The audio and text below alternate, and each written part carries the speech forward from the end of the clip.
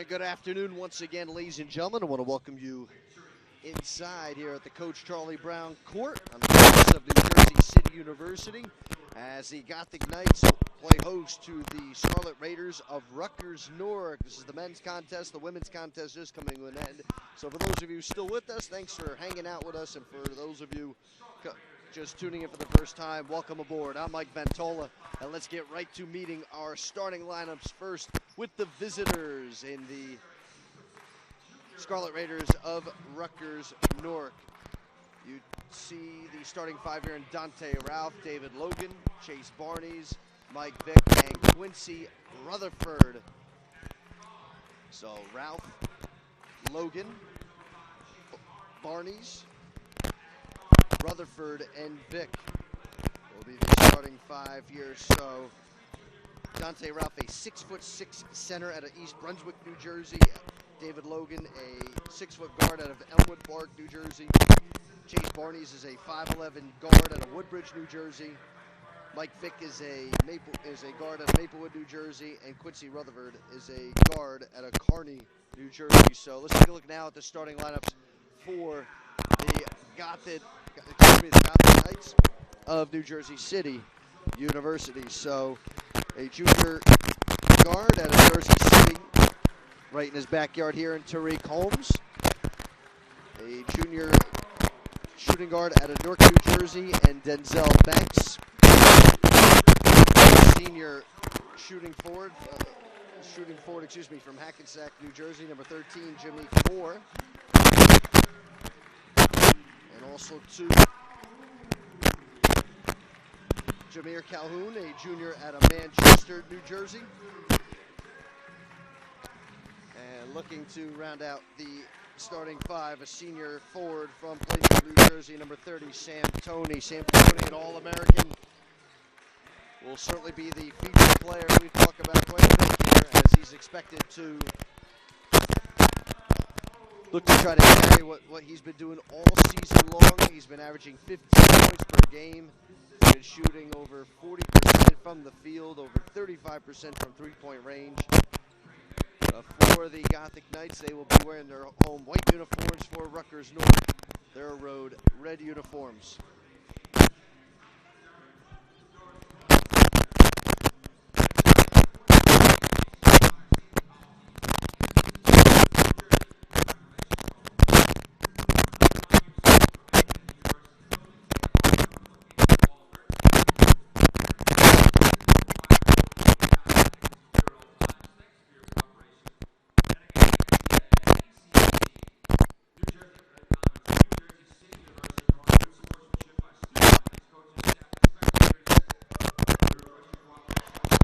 Dante Ralph, and it'll be Jameer Calhoun with the tip, and we are officially underway as Rutgers-Newark will look to start with possession, going from right to left.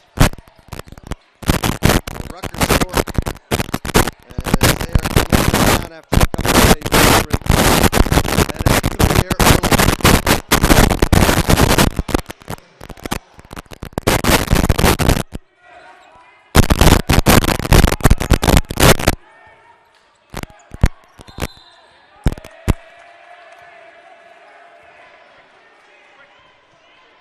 So 3-0 here right out of the gate for Rutgers-Newark and for New Jersey City University. And so they're going to look to try to come up here with a defensive stand. And big miscommunication there as that ball gets thrown out of bounds. For the Gothic Knights, coming in a 4-game winning streak with wins over William Patterson, Rowan University, Keene University, and Rutgers-Camden.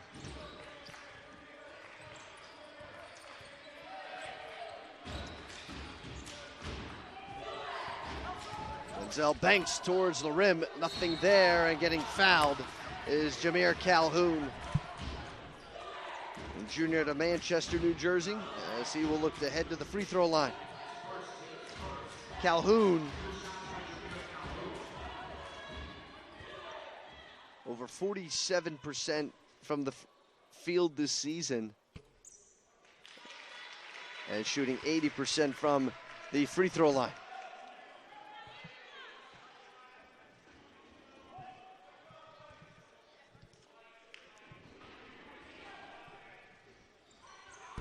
And does not put the Gothic Knights on the board. Only 0 for 2 there. Here's Quincy Rutherford. Now Mike Vick. Barnes. Right now the Gothic Knights, they're playing man-to-man. An early gauge of things, just trying to thread the needle. Looking to the corner and a travel. David Logan. And the officials now giving both players, David Logan and, Chase Barnes and Denzel Banks, giving them a warning of being mindful of how aggressive they want to play.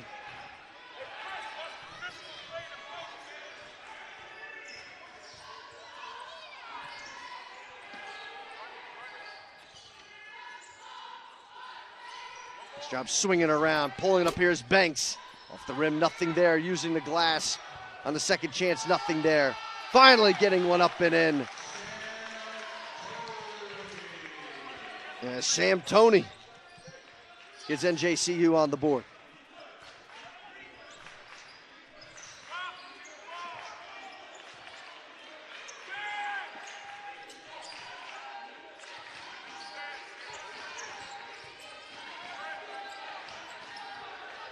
Trying to roll it inside, ball's loose, picked up by Gothic Knights, dribbling with it, trying to get around, and they do.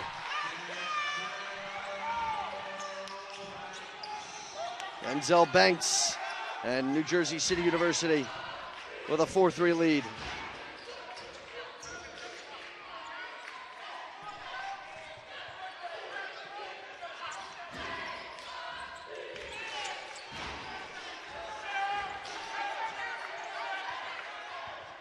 Gothic Knights holding their own defensively. Rutgers-Newark trying to get a lane. They finally do. The layup missed by David Logan, saying it's knocked out of bounds by NJCU, and it's going to be Rutgers-Newark basketball.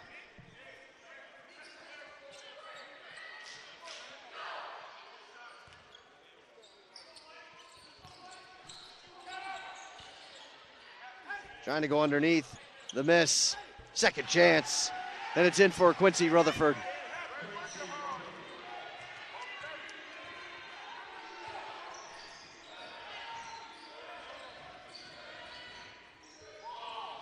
That pass goes into the stands.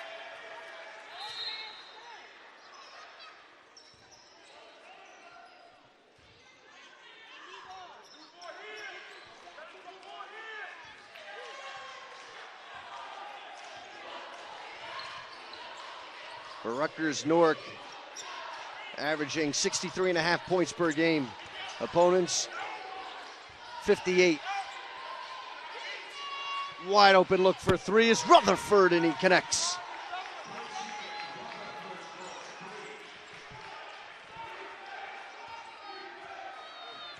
A 5-0 run here for Rutgers-Newark.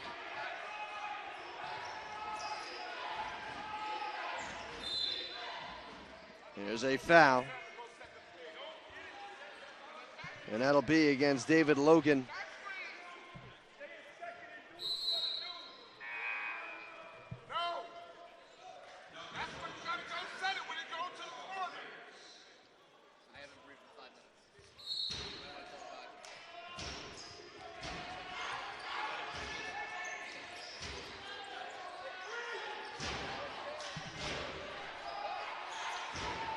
NJCU pulling up here for three. Off the rim, nothing there.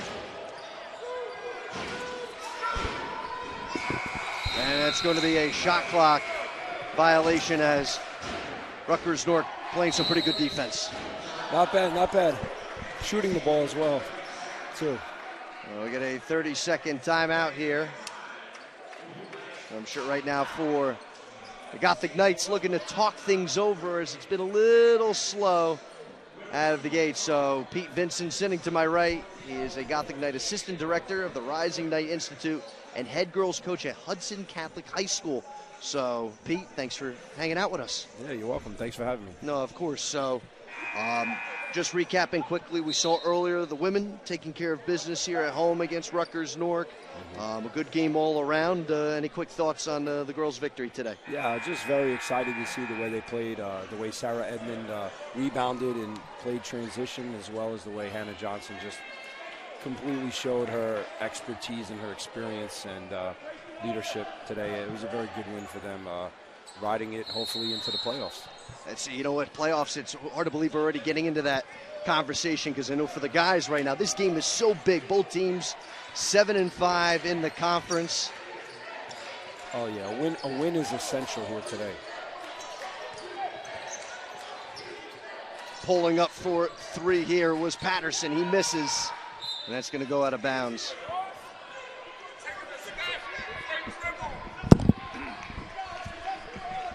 And the Gothic Knights coaching staff was not happy with the extra steps taken by Rutgers-Newark, but there was no call.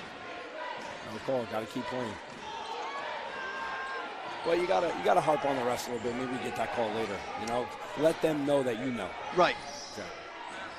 And that's probably, and it's good you bring that, because sometimes fans wonder, as we see the pull-up jumper and a foul in a process, and they're going to put that call on Mike Vick.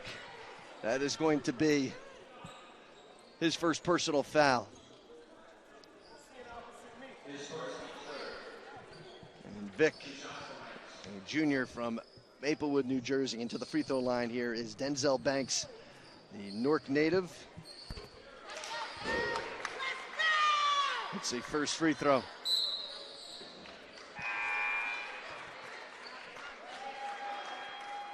Now checking in for Rutgers-Newark, Darius Watkins, a Union, New Jersey native. And for Banks, 74% free throw shooter. He's now made it a one-possession game. Remember, Rutgers-Newark's coming in. They had a victory over Keene. After that, they had a 4-game losing streak. So they're trying to get back to their winning ways more consistently. Good look and a nice block as Banks comes up with it. Kicking it out. Look for three. Bang! Jameek Moore. Big shot for Jameek Moore, for the senior. We need more of that from him. And you couldn't be more right. You get some good looks like that. It's now a 1-point lead here for the Gothic Knights.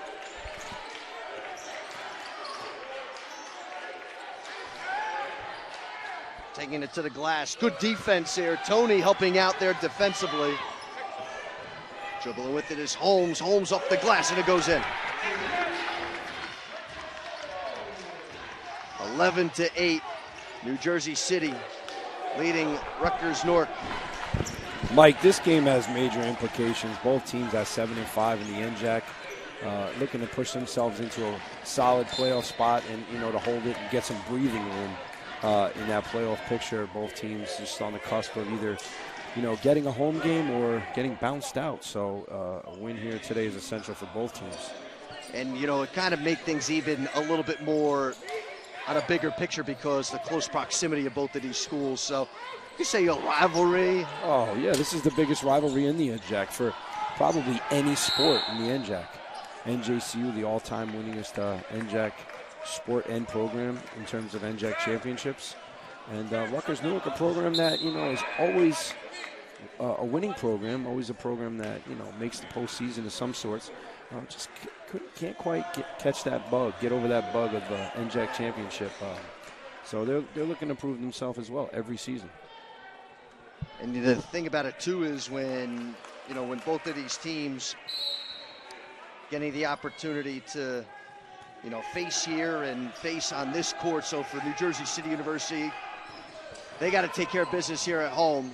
And they're so identical after the missed shot is both teams, they're 4-5 at home, 5-3 away. It was at a neutral site where Rutgers-Newark 2-0, NJCU 1-1, but you see the carryover, and it's going to be And Mike, both teams have guys from Union County, Hudson County, Essex County. These are guys that know each other. They've played against each other, high school, AAU basketball, summer league circuit, you know, so they're very familiar with one another's strengths and weaknesses. And, you know, here it is now. You know, now you got to play structured basketball, and it comes down to coaching, too, as well. No, it certainly got two of the more respected head coaches in the entire NJAC. Eye off the glass, nothing there. There have been a few empty possessions here early. There's still a 3-point lead for the Gothic Knights. In a game like this as well, Mike, you know the referees are going to let them play because they know this is going to be a physical game. This is not just a mental, this is an emotional game for both teams being rivals. And, you know, these guys have reffed these teams before, so you're going to let them play. As we see the foul here by Jameek Moore, and I guess, you know, look, for you, you coach, you played, you'd rather that than everything being called every second of the way. So you want liberty as a player, knowing may get away here and there a little bit. Yeah, you want it to be an advantage-disadvantage situation. So if the contact creates a disadvantage, you obviously want the call. But, you know, if it's one of those kinds of contact that, hey, that guy can keep going with that, you know, you let it go. Just like you see right there. Right. As Jameer Patterson with the layup. It's a 1-point game. And a foul, which is going to go against Rutgers-Newark. And that's going to be on Dante Ralph.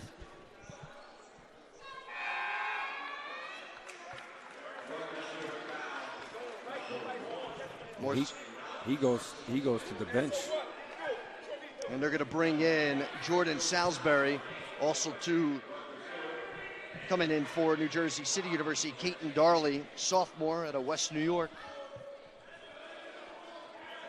I like to think of Caton as like a microwave player for them. Yeah. Somebody, bing, quick, you know, get a couple quick 6 points in like 3 minutes. He can get that done for them. He's a good shooter, and he's very athletic.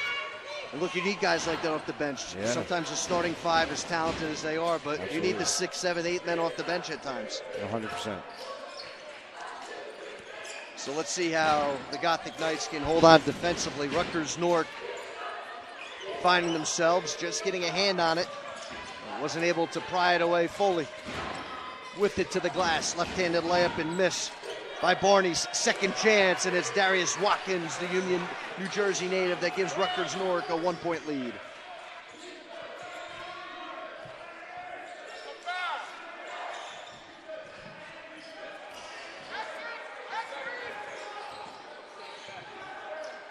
Scarlet Raiders clogging up the inside, and look, the few times we've seen the Gothic Knights drive, the foul's been called. Yeah. They've been able to show their aggressiveness. Yeah, and what I think NJCU needs to do a little bit more of, they're doing a really good job of moving the basketball. They have to move their bodies. There's a lot of standing still and guys just waiting and watching the ball get rotated around the perimeter. There needs to be a little bit of off-the-ball action and some weak side action. Because right now, every time NJCU drives, Rutgers-Newark is kind of just cluttering the paint. And it is causing foul situations, which now you got to hit your free throws. Right. Well, we got to create open opportunities as well. Oh, yes. And hitting the free throws, Holmes, and now with it being a 1-point lead back here for New Jersey City University, as a team shooting 70% from the free throw line. And how about Mike Vick? As his basket will count, he's going to go to the line and shoot one. Well, see, there's a difference between the two teams right there. So you see on the other end, Rutgers-Newark cluttered the paint. Tariq Holmes went up. They made a shot very difficult for him. He got to the free throw line. It was not an N1 situation. But just now, you see Rutgers-Newark drive to the basket, and the guy had a clear path to the basket, and now he's getting 3 points. You know, we have to eliminate situations like that moving forward. I'm sure right now that is something that is in the forefront of NJCU's mind.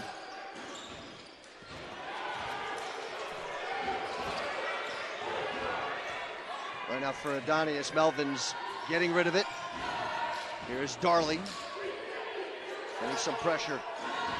Banks, 8 seconds on the shot clock. Fadeaway jumper by Tony, comes up empty.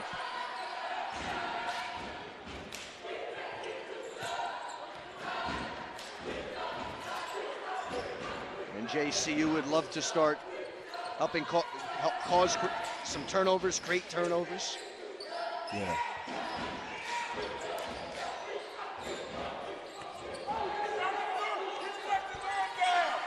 And taking it right through there was Quincy Rutherford. Yeah, he made a little adult move there by swiping down and holding on Caden Darley, the sophomore. Up off the glass, and now they will count the basket as Rutherford. It's called with the foul. That's his first.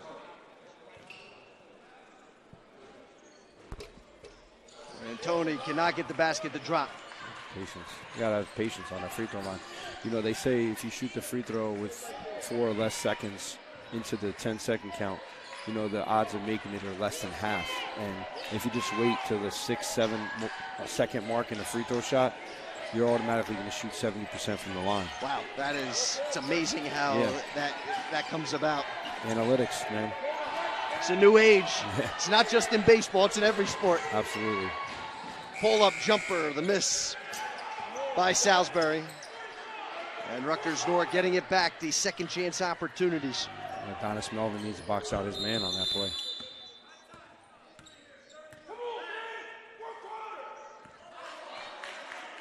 And a timeout taken here by the officials. As we are going to see Jameek Moore re-enter here for Denzel Banks. As Tony right now getting it looked at. Not sure if he got popped in the nose. Yeah, I think they need to sub him out. I mean, I don't know if you're allowed to do that.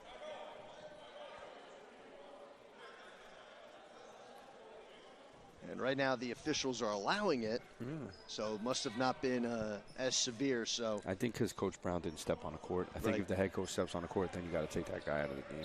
No, yes, you're correct. Oh. And a foul. And they're going to get Salisbury on the foul.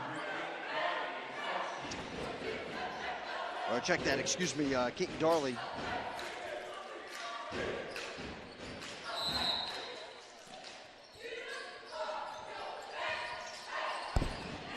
Getting it in.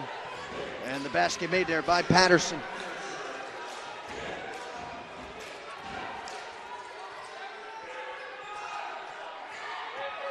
Under 10 minutes remaining here in the first half.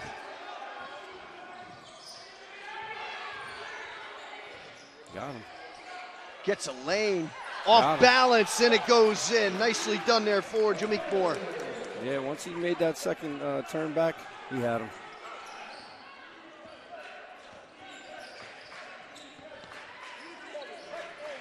Santoni actually did a good job by clearing out on that play, giving him the one-on-one situation. Picking one another up. A long look for three, and wow, what a three-point shot there by Quincy Rutherford. 22-17, Rutherford, a 37% three-point shooter. Good. 33, they say. You can shoot 33%. NBA percentage from 33. So let's see who they're going to get the foul on. Looks like they're going to call that on Tyrone Bowens.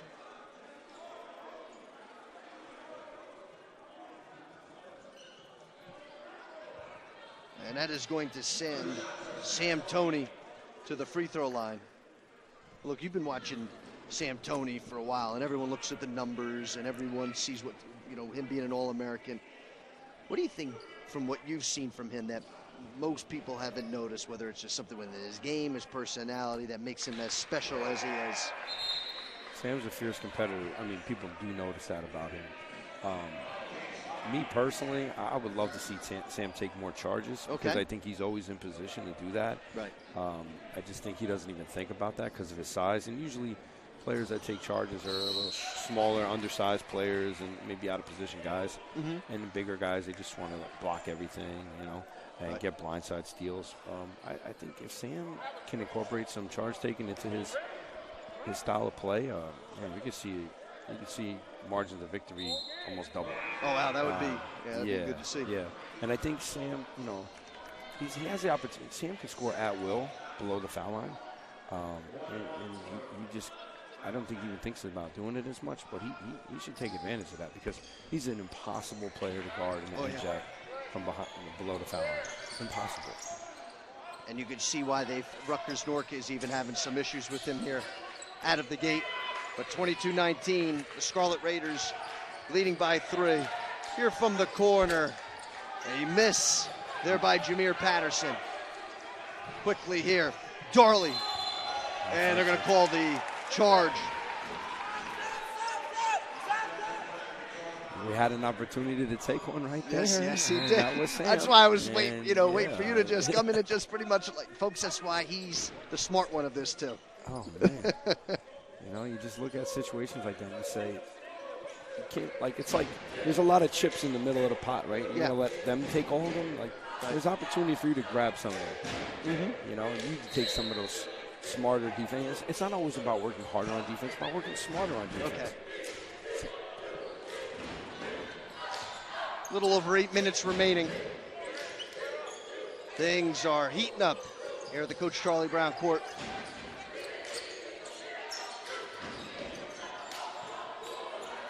And now the team in red with a 3-point lead. Chase Barnes. And Barney's with the miss. And they're going to say out of bounds. And it'll still be for the Scarlet Raiders. And they got to limit his looks because he is a deadly three-point shooter. I'm glad you brought that up because Barney's, 35%. That is between him and Rutherford about as dangerous as it can get. Yeah, it's a nice 1-2 punch like that Klay Thomas, Steph Curry. Kicking it out. Here's Vic. The miss. Nice job just getting a hand in here. Banks. Look for 3. Off the rim was forced by Moore. And coming up with it here are the Scarlet Raiders.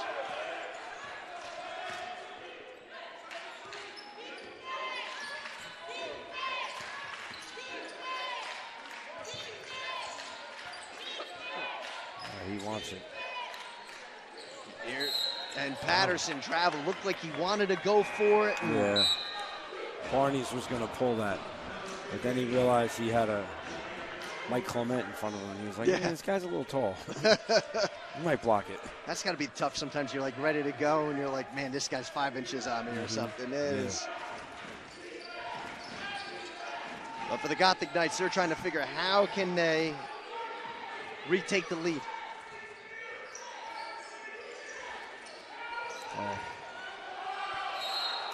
And now they call the foul. And that basket is going to count for NJCU. And they're going to call that, looks like on Patterson. Yeah, he was inside the circle. He was in position to take the charge, but he was just, unfortunately, he was inside the circle. So it's going to be an N1 situation here for Jameek Moore. And speaking of Moore, he's an 86% free throw shooter. Lives up to his mark, and we got a tie game. Tie game, 0-0. Might as well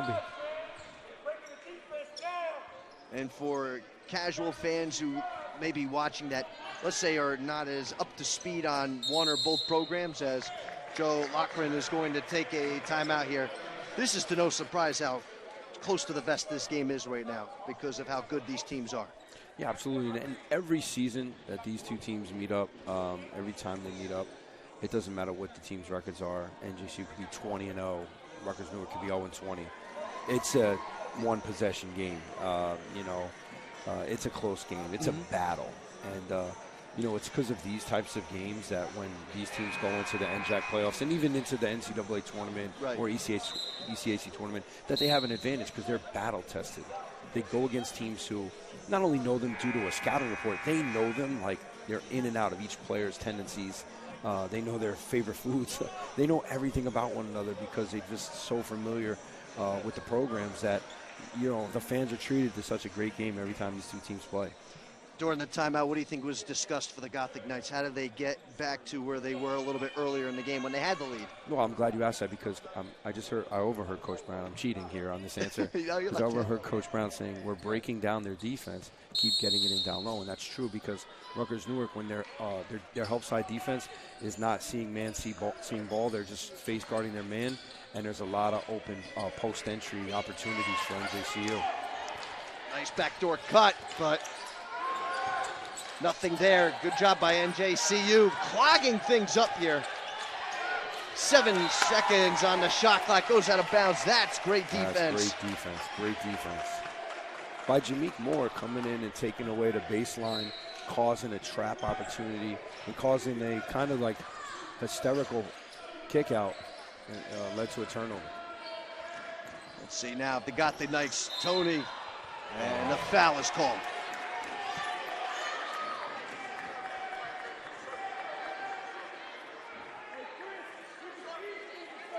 Officials talking it over. Blocking foul. And a blocking foul called. That's why you have 3 refs. Hey, here you go.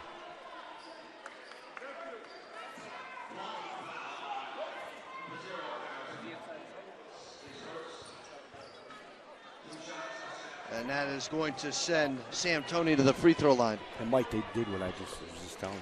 Yeah. They attacked the post because on the reversal, attack the post because the defense is out of position and they're not flat. Okay. They're kind of playing sideways, right, how they're not supposed to be. And that's why they were even able to get the ball into the post. Got to keep going at it until they make that adjustment. Got to keep attacking it. It was Darius Watkins who was charged with the foul. That was his first. Team 10th for Rutgers-Newark. Whistle sounded before the shot taken. And they get the travel call. And look, momentum was strong for the team in red, but now the team in white, they are starting to get all the momentum here. Absolutely. Now, what do you do with it? Do you capitalize or do you make silly decisions? And did you gamble? Do you gamble with it? Shouldn't. Got to capitalize. Well, let's see now. Here is Holmes. Makes a move, puts it up, and it dances around. I think the roof would have erupted if he hit that 3. Oh, yeah, absolutely.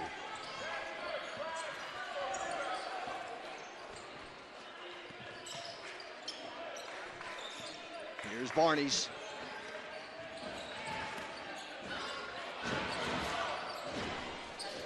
.12 seconds on the shot clock. Still some time for the Scarlet Raiders. Wide, and what a contested 3 there for Quincy Rutherford.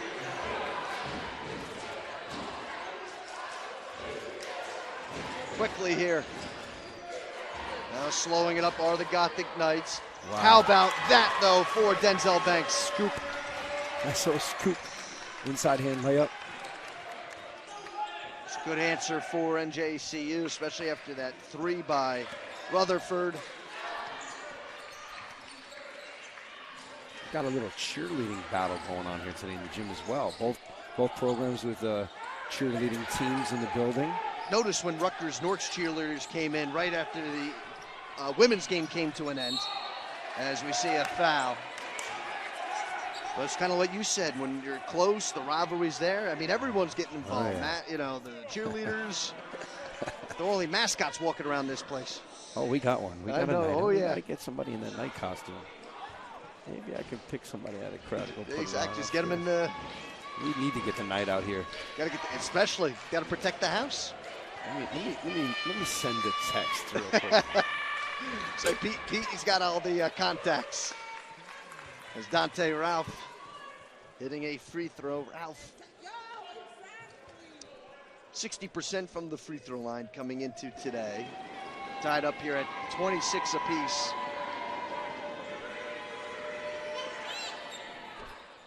Now a 1-point lead here for Rutgers-Newark. 4.5 minutes to go here in this first half.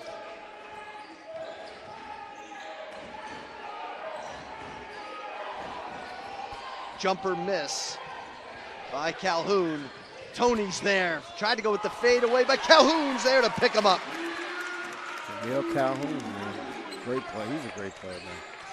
He's just got to get a little bit more comfortable, and he's going to produce a lot for NJCU. Well, he will be needed. Vic hands it off. Ralph, there was some miscommunication, and staying with it. How about that for Holmes? Able to stay on his feet. And finally get the pass, and they're going to call a travel. But after where that ball was, to even get it to that point was pretty impressive.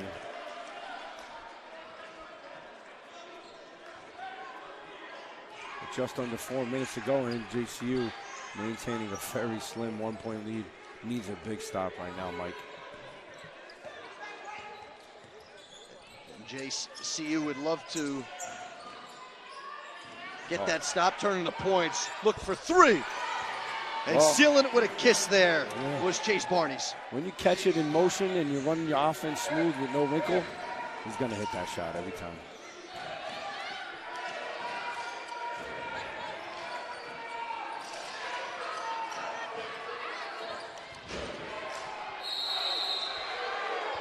And another travel.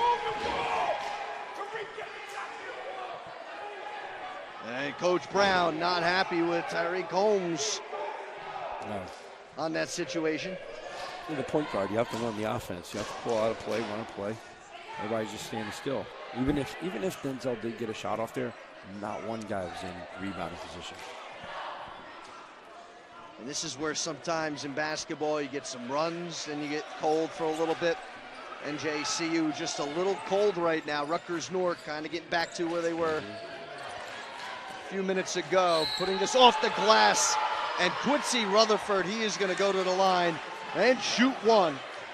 As they are going to call the foul there on Jameer Calhoun.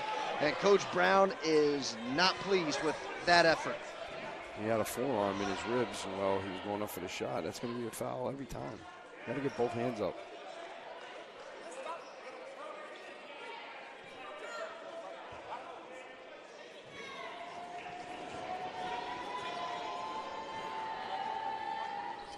(33-28), Rutgers-Newark leading NJCU.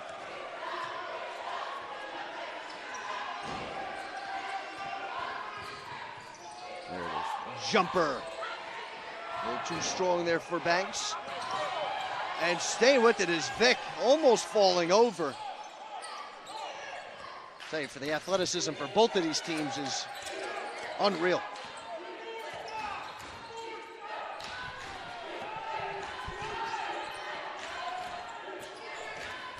Ten seconds on the shot clock. Barnes can shoot the three at any time, and that's why. Yeah, I mean, off the dribble. You're doing that off the dribble, it's going to be a long night. But when you need to go to somebody for NJCU, you go to Sam Toney, and he's going to be right back at the free throw line. He's been there a couple of times already. Yeah, and that foul is on Chase Barnes, number 5. You get him in foul trouble, that eliminates a big offensive threat. I mean, he's already at 2, so. Yeah. I would take him out because if you get your third foul in under 2 minutes in the first half, your coach looks like a bozo. Oh, yeah. So you gotta take him out of the game. It's just a smart decision. Because God forbid, you don't want that to happen. And they're going to bring back in Jordan Salisbury, and for Coach Lockridge, he was obviously listening to you. And no, that's what I said. That's why he took him out. He knows. He's a great coach. He wasn't going to leave him in. No, not at all. As we say for Joe and Mark, these two have been coaching against one another for a while. A lot of games, a lot of buzzer beaters, a lot of one-possession games.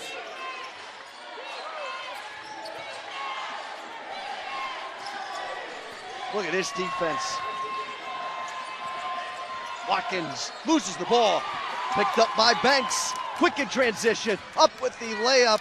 And a tip in there. Nicely done for Denzel Banks to pick up his teammate. He is playing very well today.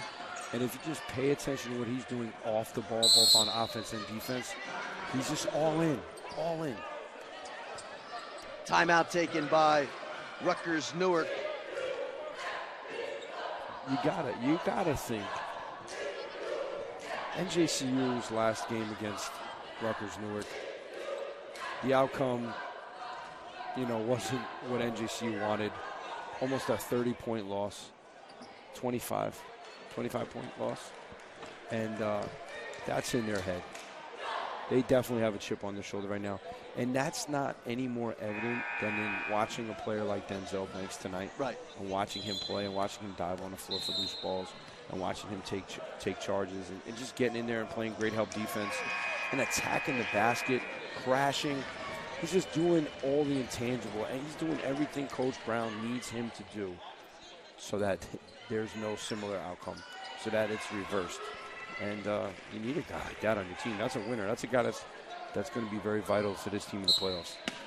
Couldn't agree more. Getting this in.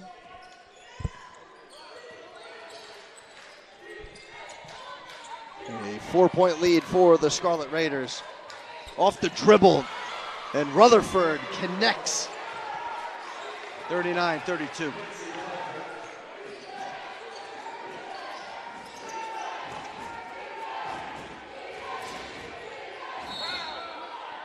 They get the foul call. NJCU. Should be some free throws coming up. 2 shots, double bonus. And that foul's going to go against Darius Watkins. So that's going to send Tariq Holmes to the free throw line. He's a 59% free throw shooter. We're going to need both of them now. NJCU isn't shooting that well from the free throw line tonight. And let's see what we got. What do we got here? Oh, it's the last game. What is that? Oh, women's? That's the women's game? Ira Thor to our right. Can we get the live stats? Getting us, making sure our live stats are up and ready to go. There it is. 39-34, so. 13 for 17 from the free throw line. Okay. Wow, they shot 17 free throws. That's half the points. 13. Could have been. Oh, yeah. Under a minute. Oh. Just that last second. And they are going to tab Denzel Banks with the foul. And he's not happy, as you can kind of see his emotion from the bottom right-hand part of your screen. Rutgers-Newark just shooting their 5th free throw of this game. And a big miss. Let's see if New Jersey City can get within close. And Tony with the miss. Tony was feeling it, though. That was a heat check shot. I don't know. Now Rutgers-Newark does have to get a shot on. They can milk the clock if they want. Yeah. And if they do that, would probably be wise, because NJC would have nothing left. But Salisbury's going to go for it. And what a big three-point basket. Trying for a buzzer beater. Here's Holmes. 42-34 as Rutgers-Newark with a big lead going into halftime. An 8-point lead, as for both teams, a lot to discuss. Yeah.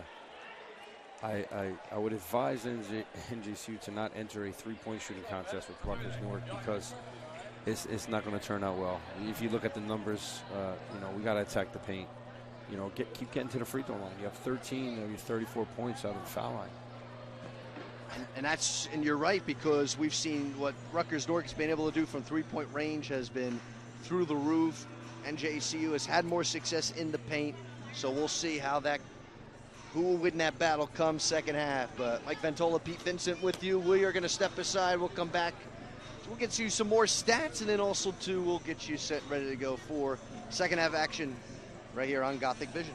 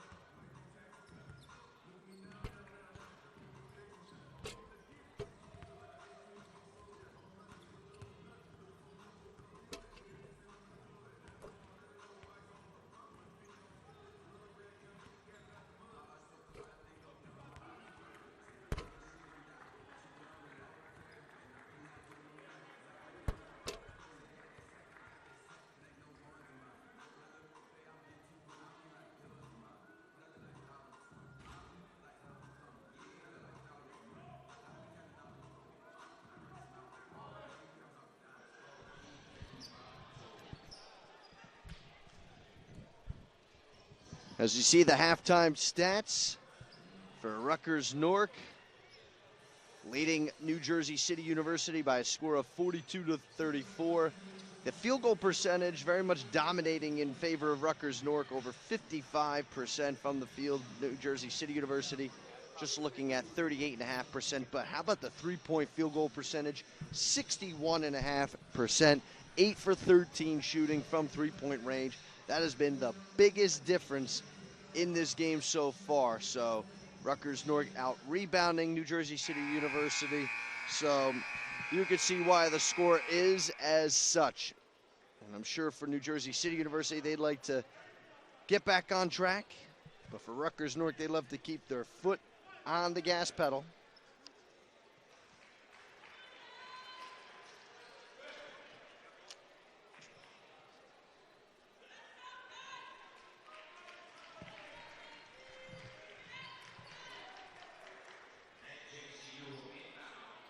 As New Jersey City University will get an opportunity to open up this second half with possession.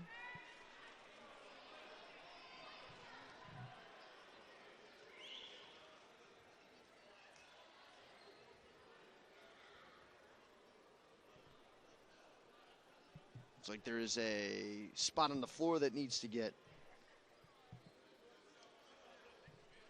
fixed up. Should be all right.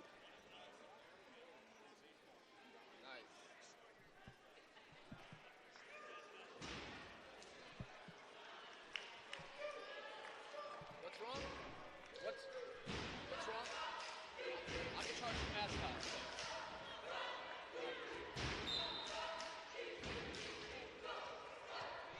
And we are officially underway with the inbound.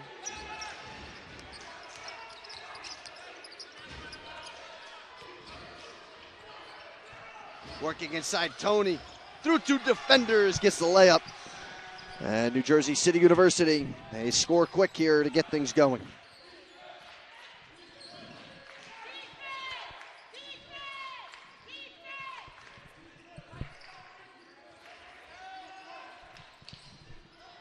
Barney's.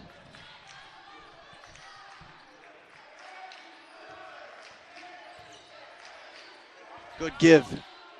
And a block nicely done by Jameer Calhoun. Sam Toney kicks it out, and they're going to call the offensive foul on Toney.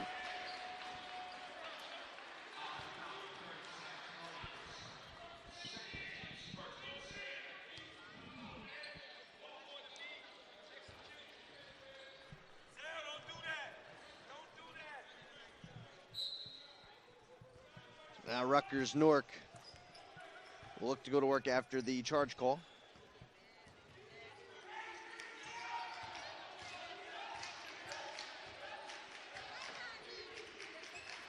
A 6-point lead for the Scarlet Raiders. Pull-up jumper, Patterson.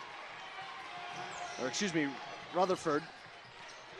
Rutherford getting it to drop.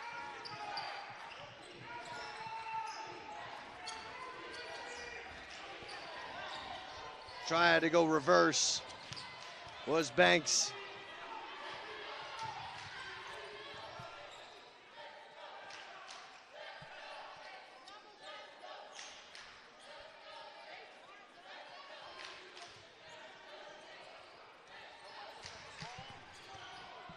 Banks kicks it out. Here's a look for three. Too strong.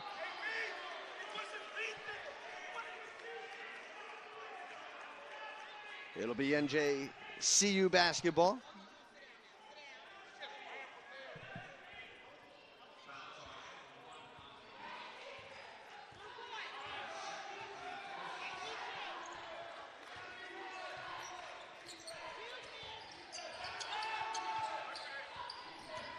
Banks. Here's Holmes. Working it inside. Was looking towards Moore. And out of bounds.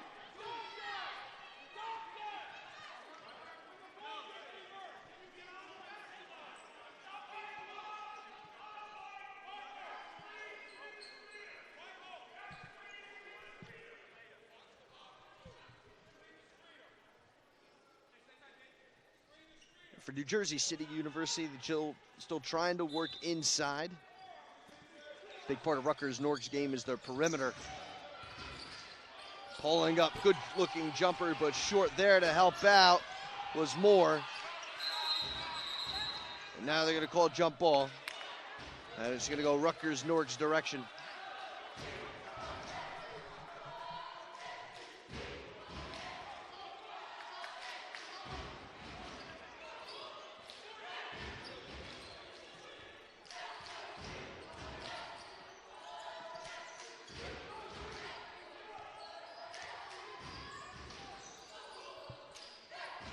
Vic. And they're going to get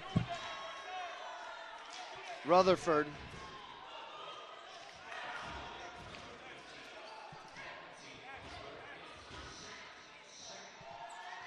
And that is going to be his second called foul.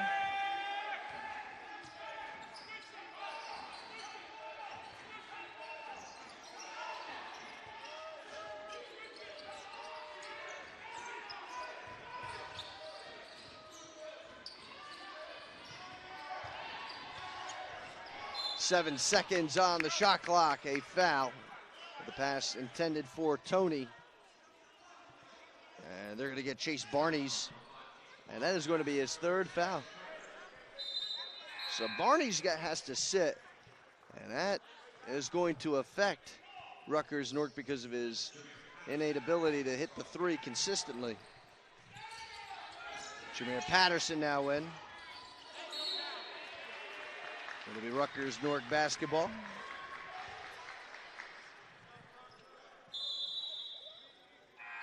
Caton Darley now enters as Jameek Moore takes a seat.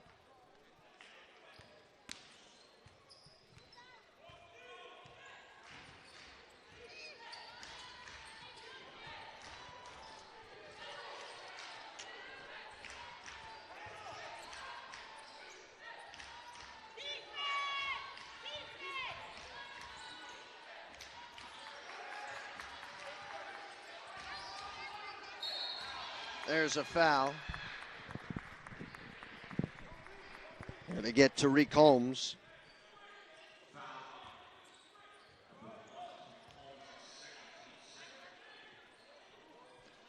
That's his first, team second. A little over 16 and a half minutes remaining, 44-36 Rutgers-Newark leading the Gothic Knights.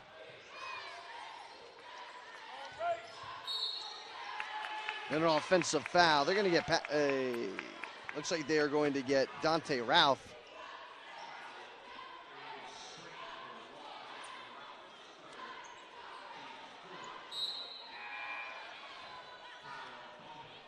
Substitution here with Tyrone Bowens coming in.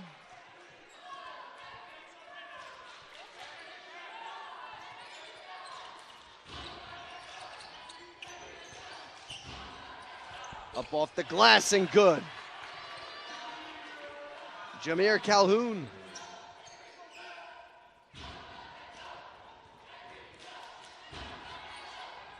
A 6-point lead.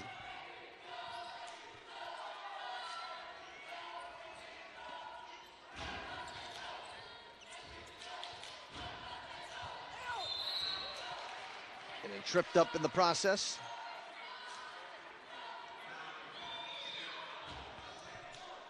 And they're going to get Calhoun.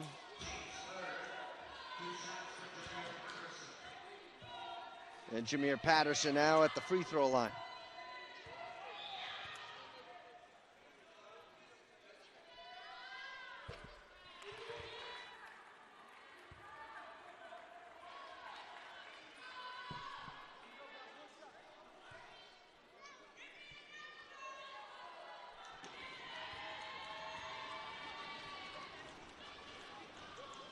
Second free throw up, and good.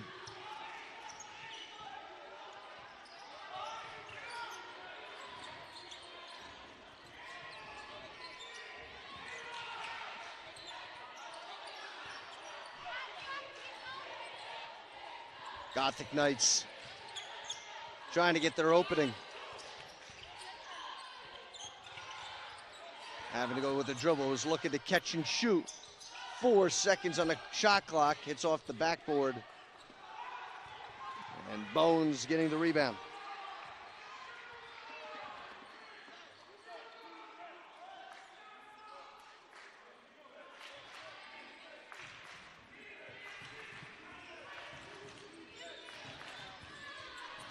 Towards the rack, nothing there. Out of bounds. And the Scarlet Raider basketball.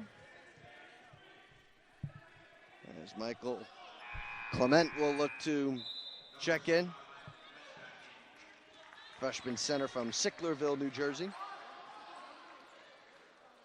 Stay inside. Stay inside. He's diving down, Sam. Turn around. He's diving down. He's coming up and diving down. And another foul. Diving on your side now, Mike.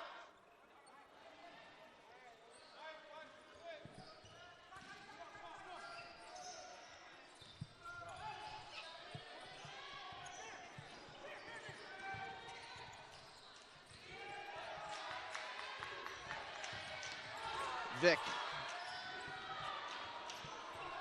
Logan was looking for the pass inside, and it goes out of bounds.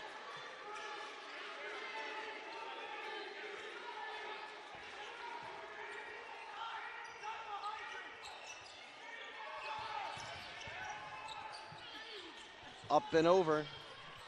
Nothing there. Another empty possession here for NJCU. Made 45-38.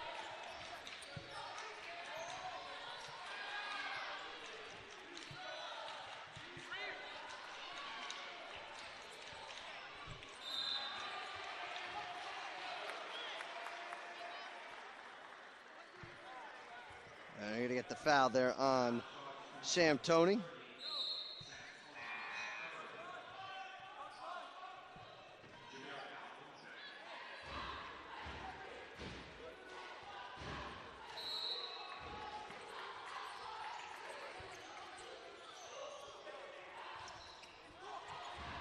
Up, and the shot is good. They continue, the Scarlet Raiders, to be on point from the perimeter.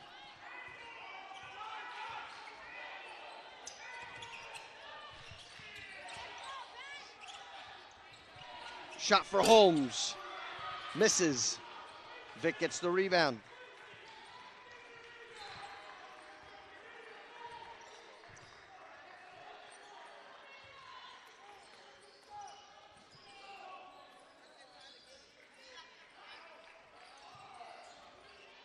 It's a 9-point lead, the largest lead for Rutgers-Newark. Looking to add more to it. In and out, no good. The miss by Patterson. But Rutgers-Newark really getting momentum as that foul is going to go against Keaton Darley.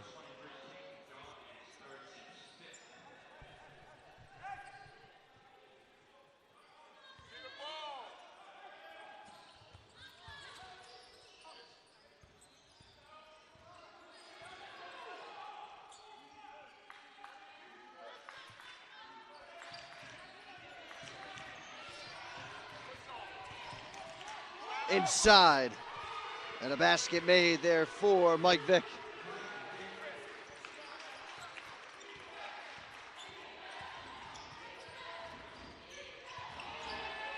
Ball's loose, a takeaway, a turnover. I wouldn't be surprised if Coach Mark Brown were to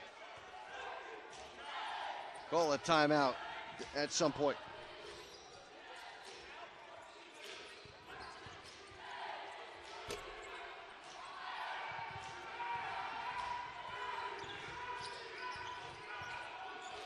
Up and over. Rebound. They call a foul. And they're going to call it against Quincy Rutherford.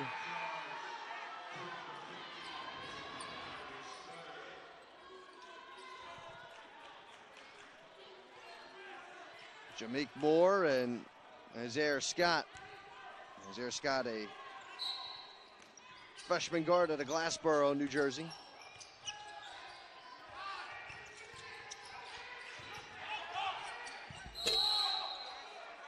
And they're going to call the foul.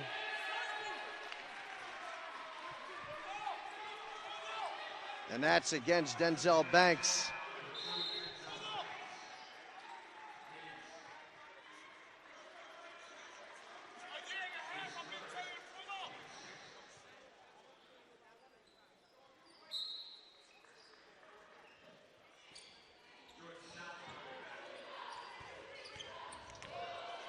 Falling down was Holmes. No foul call. Rutgers-Newark really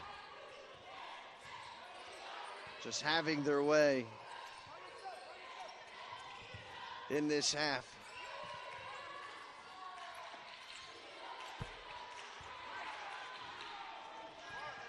Now NJCU with it. And losing it was Banks.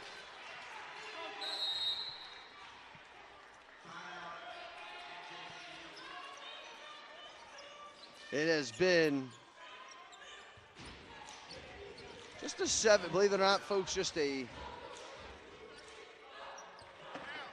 7-4 beginning in this half for Rutgers-Newark as they lead NJCU 49-38, 11:46 to go here in the second half.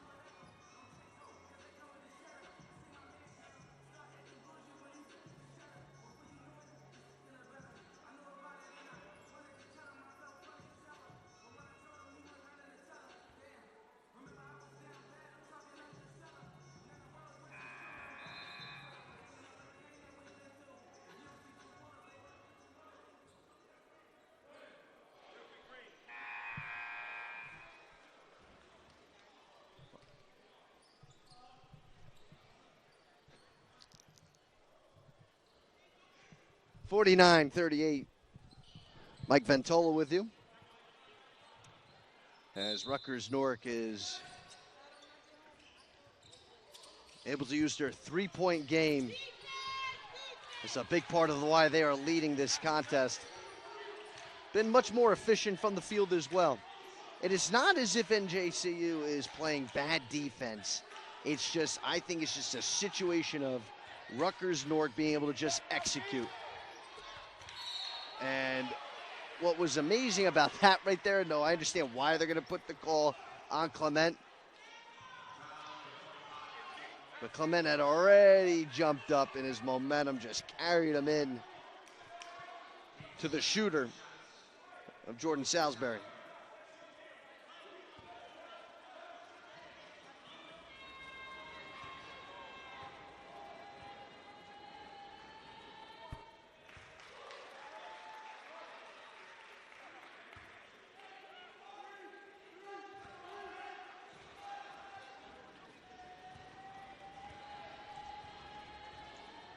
Second free throw good, 2 for 2 from the free throw line.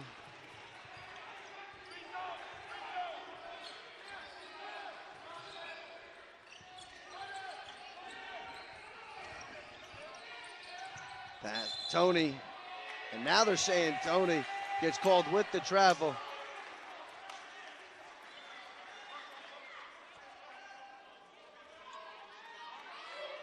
And Sam Tony getting an explanation from head coach Mark Brown on what he needs to do here out on the court.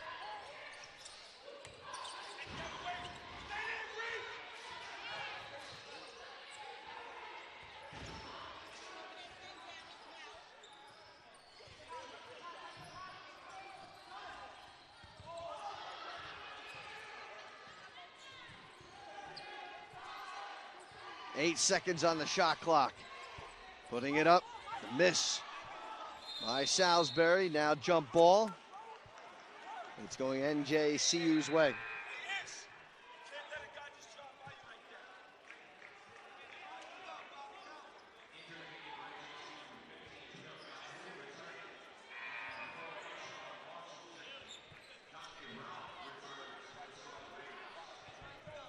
And Rutgers-Newark, 18 of 38 from the field today. NJCU, 12 of 36. And being able to consistently be well above 40%, even 45% for Rutgers-Newark has been, you don't see that all too often. But what's really hurt New Jersey City is, like I said, just being 12 of 36 and just 1 of 9 from the three-point, from outside the arc. So that is where they're hoping to improve as the game goes on.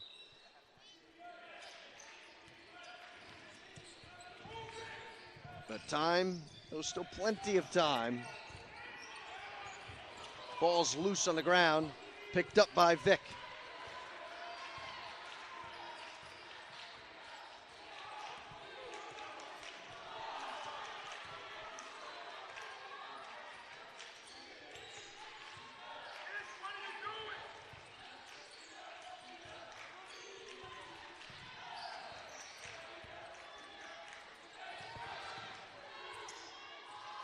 Pass is broken up. And that pass is taken away. As Moore tried to thread the needle and he couldn't.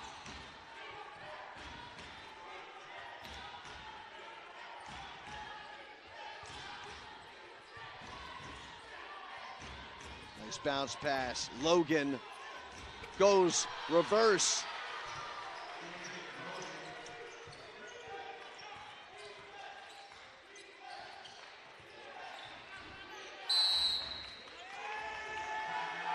And the timeout's taken by head coach Mark Brown.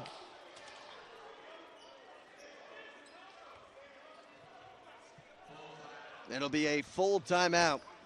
You see the camera zoning in on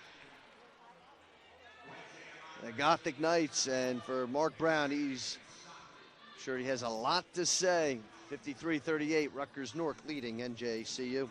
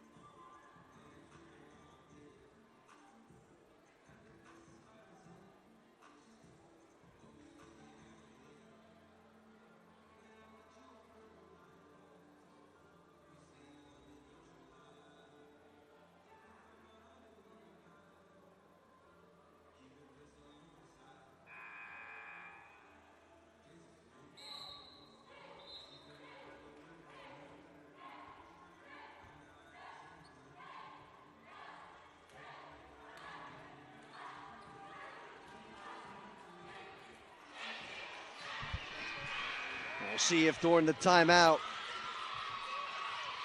any adjustment made for Coach Brown and the Gothic Knights. Coach Lockred and Rutgers-Newark, they're looking to kind of keep their foot on the gas pedal.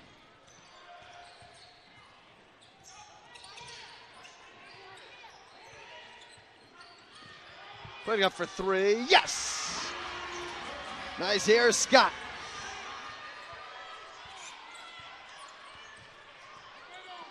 It's a 12-point lead.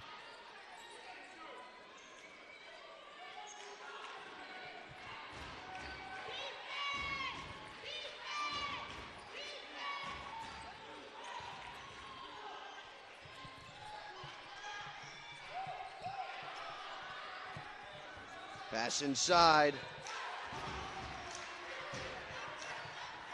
And they call the foul.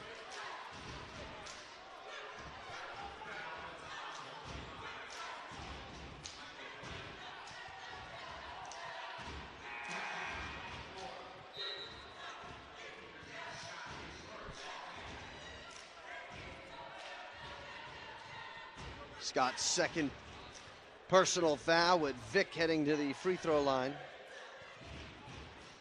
Vic, a 90% free throw shooter.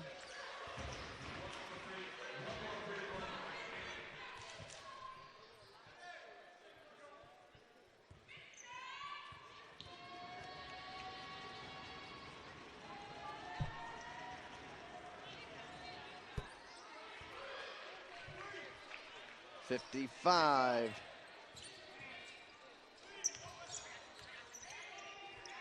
.41. Pulling up. Scott, the miss. Ball's loose. Getting to it.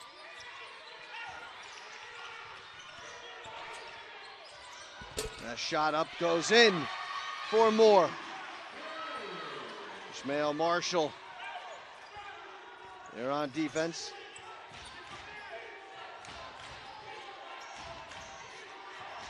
Showing a press. But Rutgers-Newark got through it pretty quickly.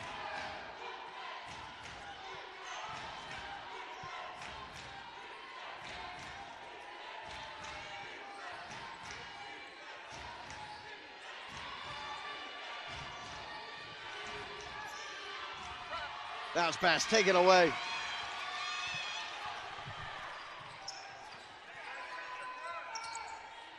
Pull up. Too strong for Sam Toney. Trying it again. And Toney colliding. As he and David Logan, he and Jameer Patterson lock it up.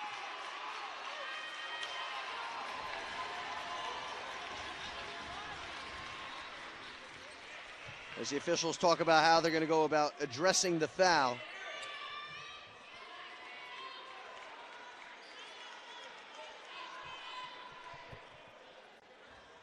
As we take a look at it here on replay, and you can see it. I would not be surprised if they get Toney on the foul. And now they're going to call on Patterson.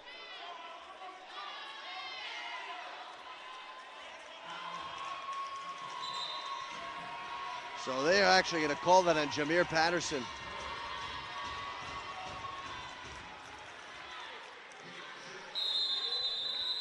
So Patterson gets called with the foul. And Rutgers-Newark was not happy about that call. Joe Lochran very much upset. I mean, look at things on replay. Thought they were going to get Toney just because of the body angle, but refs had a better view than I did.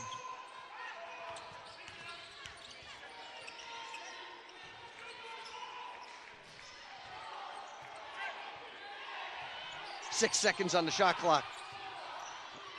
Holmes, yes! To Jameek Moore. And Jameek Moore hitting a big three-point basket. And a foul now called.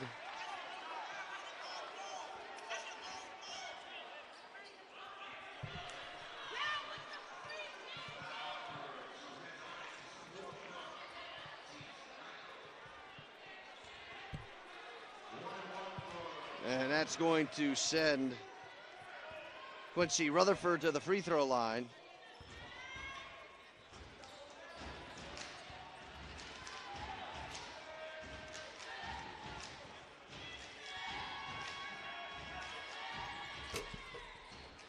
Makes his first free throw attempt.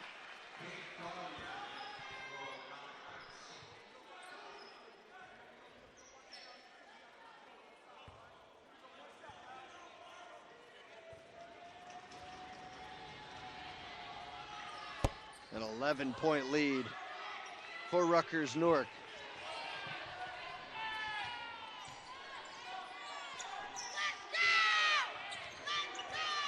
Darley looking inside.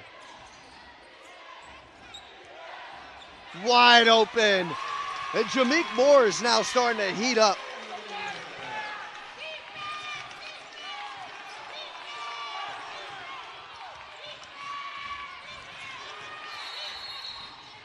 And a timeout's going to be called.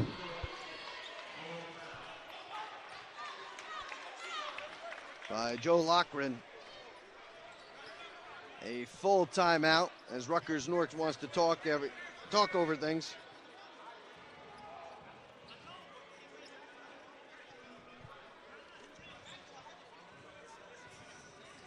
Did you know that the NJCU Gothic Vision now has its own app? It's true. If you have an iPhone, go to the App Store and download the NJCU Gothic Vision app today. It's free.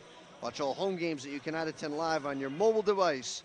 And if you miss it live or just want to see it again, go back and watch on demand. All this available now on Gothic Vision. Get the app today. Are you a subscriber to the Gothic Knights on YouTube? You should be. Log on to youtube.com/NJCU Gothic Knights and subscribe today.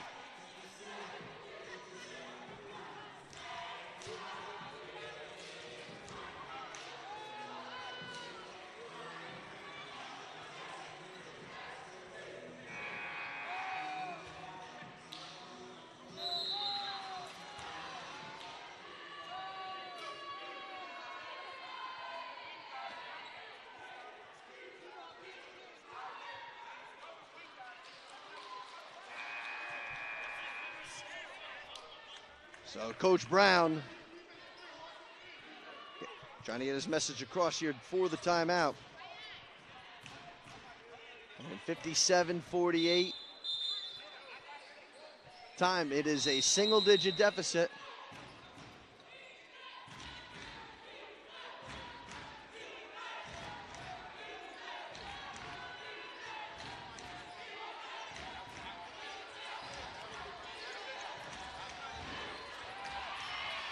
Take away here by the Gothic Knights. Trying to make something happen, Clement. And they look to swing it around.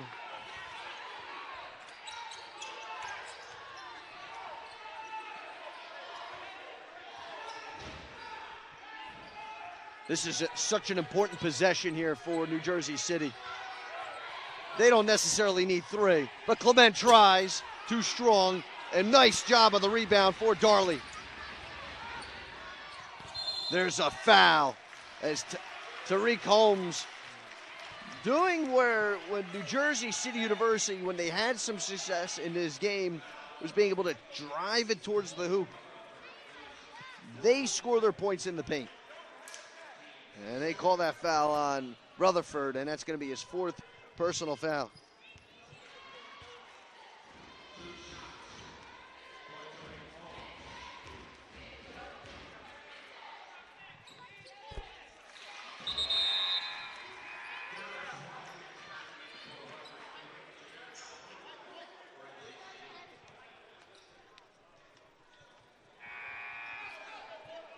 So exactly 6 minutes on the game clock.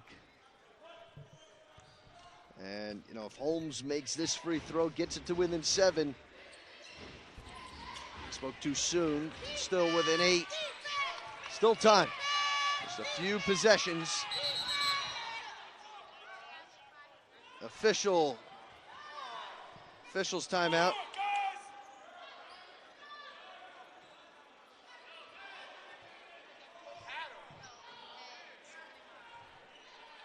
And a shot clock.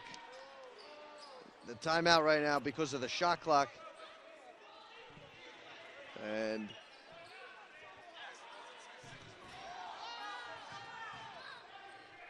they want 27 now at 26.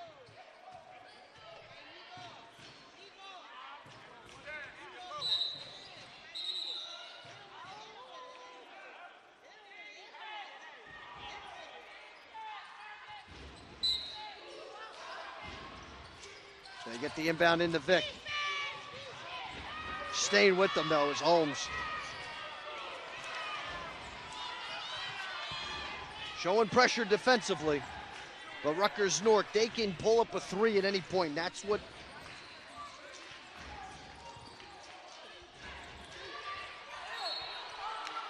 NJCU has to keep an eye on as they call the foul on Holmes, and that is going to Send Patterson to the free throw line.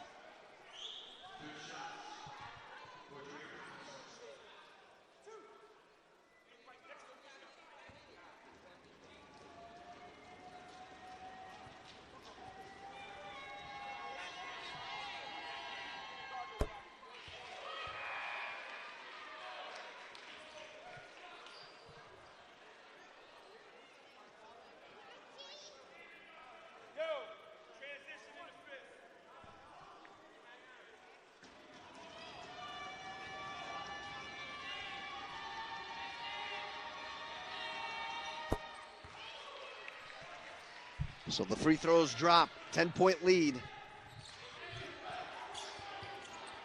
And in traffic was Moore. He still had it for the moment, and it's taken away. David Logan with the official steal.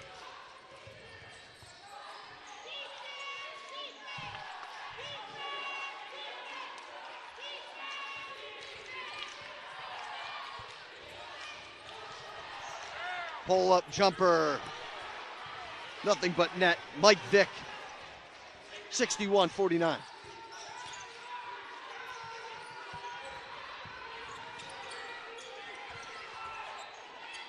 Tony, yes!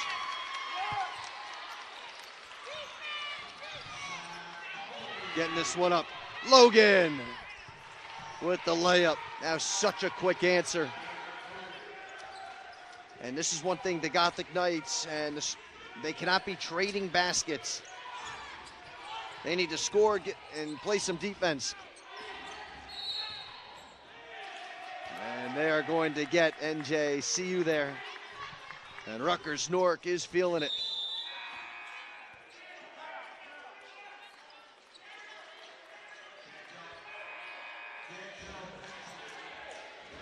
Right now, both teams similar in turnovers. This goes back to the efficiency.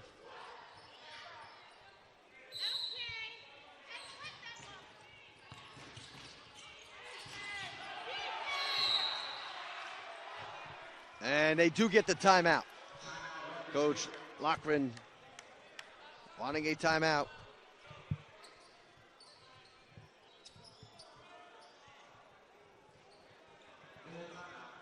And it'll be a full timeout.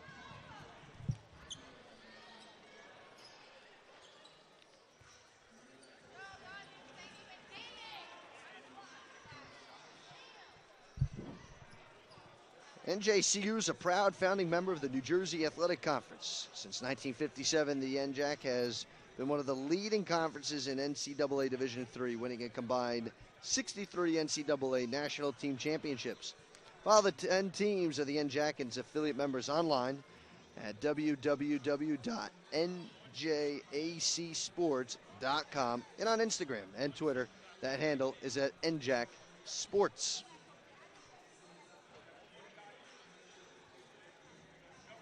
Fans, don't forget the 2020 NJCU Athletics Hall of Fame class has been announced, and the induction will be on Friday, February 28th. Congratulations to Jennifer Ubaha of women's soccer, Christian Acuna of men's soccer, the late great Julia Caceres of women's soccer, volleyball coach Christopher Feliciano, Veterans Committee honoree Bob Johnson, men's basketball great Jeffrey L. Jordan, bowling coach Frank Parisi, the 1985-86 men's basketball team, and the 2003-2004 women's bowling team. They're your 2020 Hall of Fame class. Buy your tickets and RSVP today by logging on to www.njcugothicnights.com/2020 Hall tickets. The Scarlet Raiders.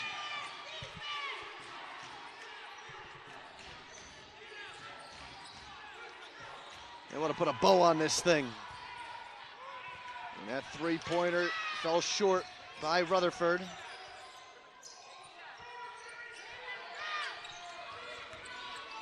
Here's Tony. And that'll be picked up here by Chase Barnes.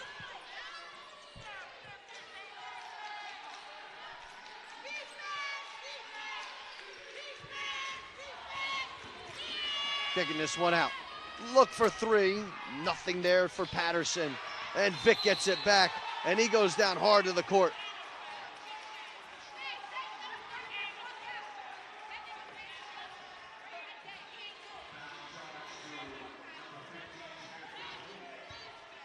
Foul will go against New Jersey City. It's going to be on Jameer Calhoun, his third.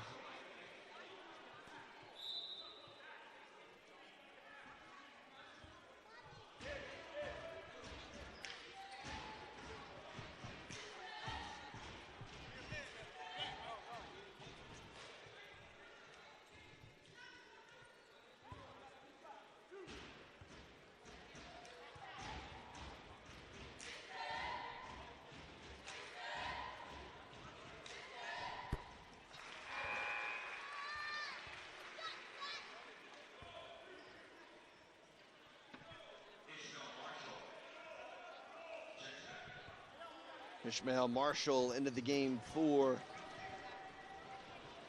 Tariq Holmes. 65-51 now, a 14-point lead.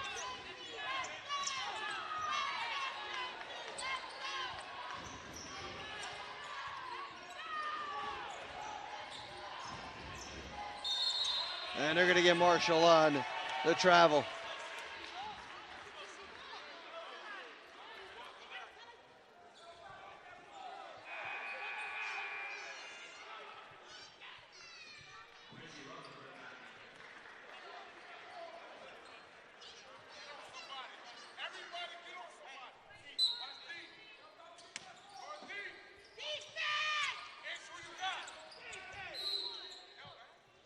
Kick basketball.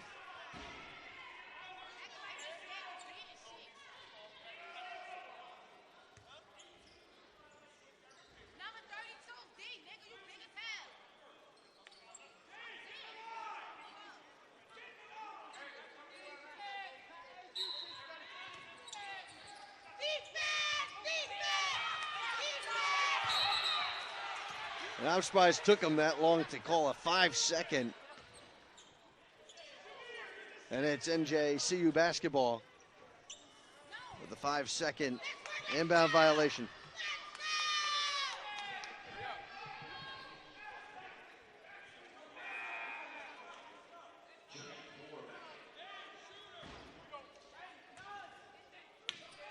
Well, let's see if the Gothic Knights now can close the gap.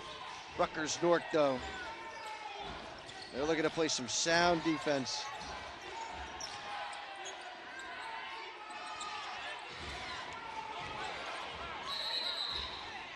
And they're going to get Tony on an offensive foul.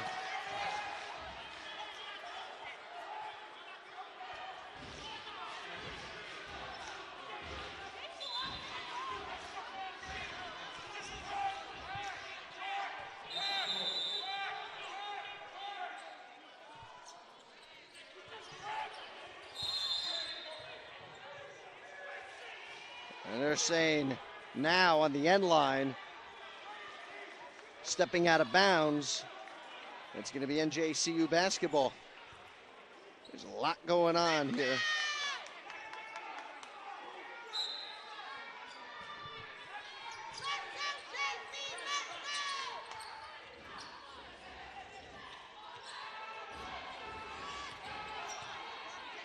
Fade away. Miss. Picked up. The Scarlet Raiders, they've been aggressive on the boards as well.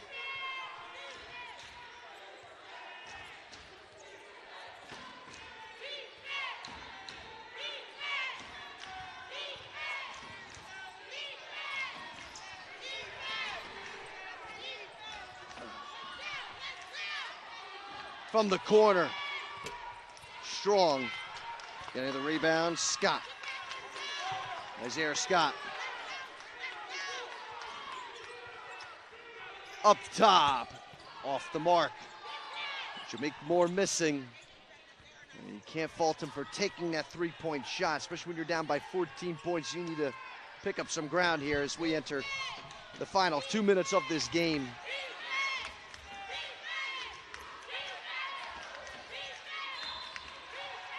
There's a foul here.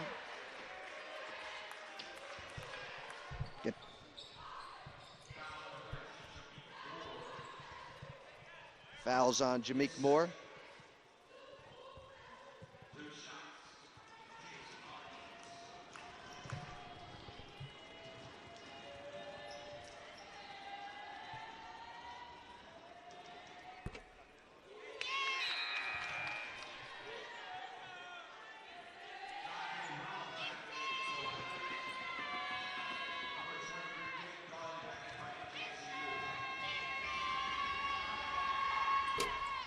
Going 0 for 2. Rutherford.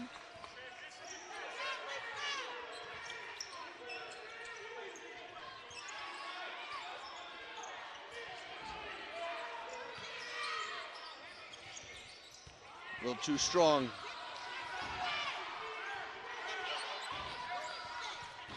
Pulling up. Still missing.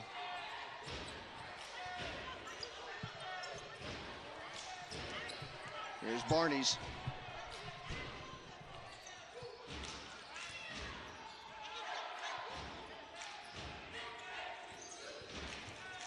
Barney's pulls up. And he misses. Banks. Banks off the glass. Banks almost from his bottom.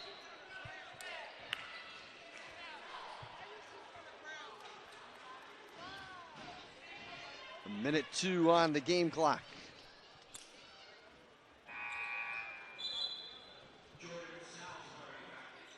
Jordan Salisbury entering.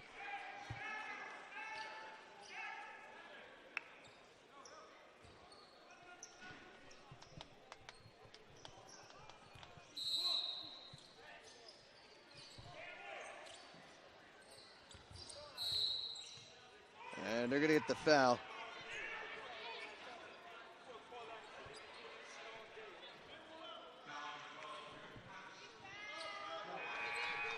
They get the foul on Jameer Patterson.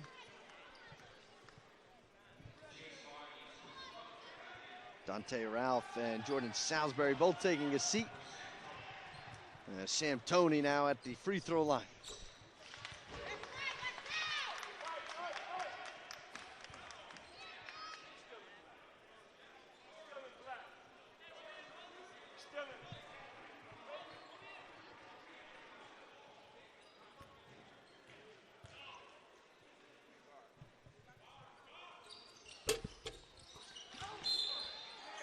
And a foul.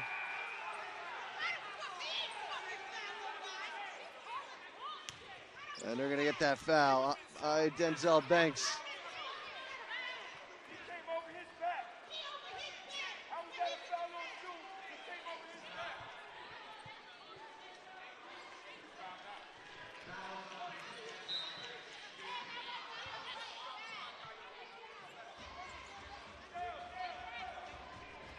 And Michael Clement will come in for Denzel Banks, who has fouled out of the game.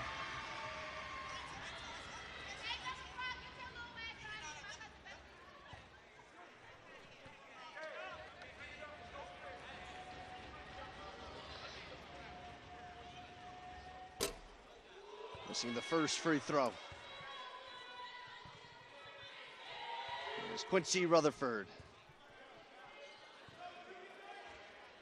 All around good day here for Rutgers-Newark. At least in this contest. The women of NJCU defeating Rutgers-Newark in the first contest. That goes in. Nice three-pointer for Caton Darley.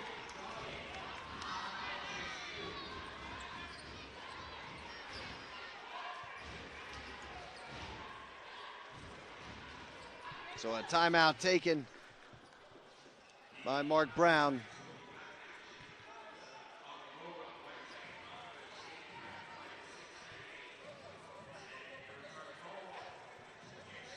Well, for New Jersey City, they will go to Montclair State on Wednesday. That'll be an 8 o'clock start.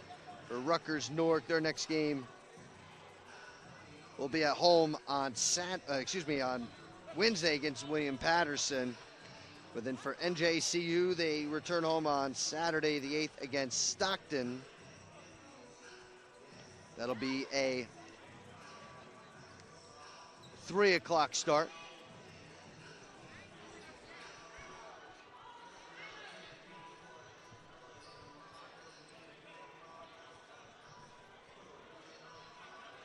.3 seconds on the game clock, 66-55. An 11-point lead here for Rutgers-Newark.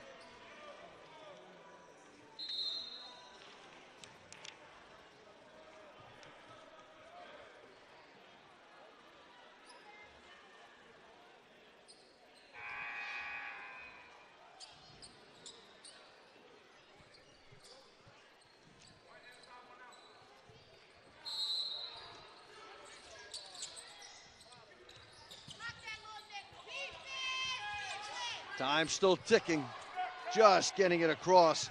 Logan, he's just trying to avoid getting fouled, and the foul comes in by Ishmael Marshall.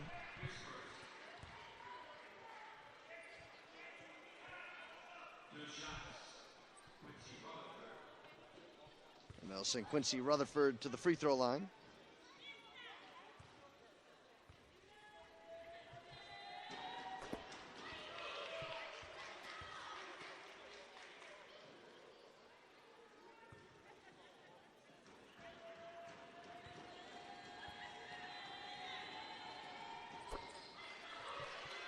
.58-55.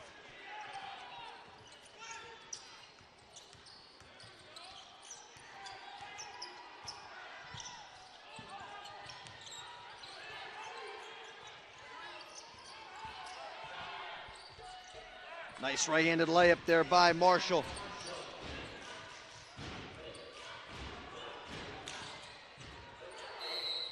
And the foul. And they're going to get Nazaire Scott with the foul.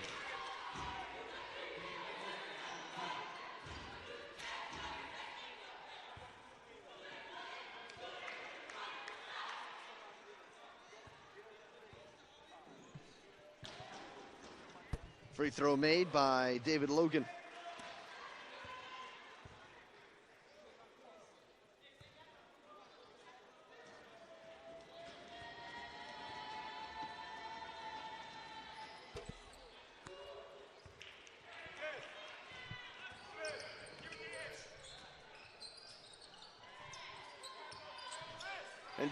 NJCU looking to get one more shot off. Putting this one up. A miss by Darley. And that's going to do it here from the Coach Charlie Brown court here at New Jersey City University as Rutgers-Newark wins by a score of 69-57. Rutgers-Newark, they improved to 12-8 overall, 8-5 in the NJAC for NJCU. They dropped to 10-10, 7-6 in the NJAC. So that's going to do it for all of us here at New Jersey City University. Folks, don't forget for post-game recap and analysis, you can go to njcugothicnights.com. And of course, you can check out as well upcoming schedules and events happening here at New Jersey City University. So for the entire crew here today, I'm Mike Ventola. Thank you so much for tuning in to this game, and of course even the game prior when the women did battle of Rutgers-Newark in New Jersey City University. Well, once again, your final score here at Rutgers-Newark, they win by a score of 69-57. This Gothic Vision broadcast has been a copyrighted production of New Jersey City University Athletics. All rights are reserved. For more information, please contact the NJCU Office of Athletic Communications. Have a good rest of your weekend. Sir. You're the best, brother. I was glad I could help you out today. Yep, good.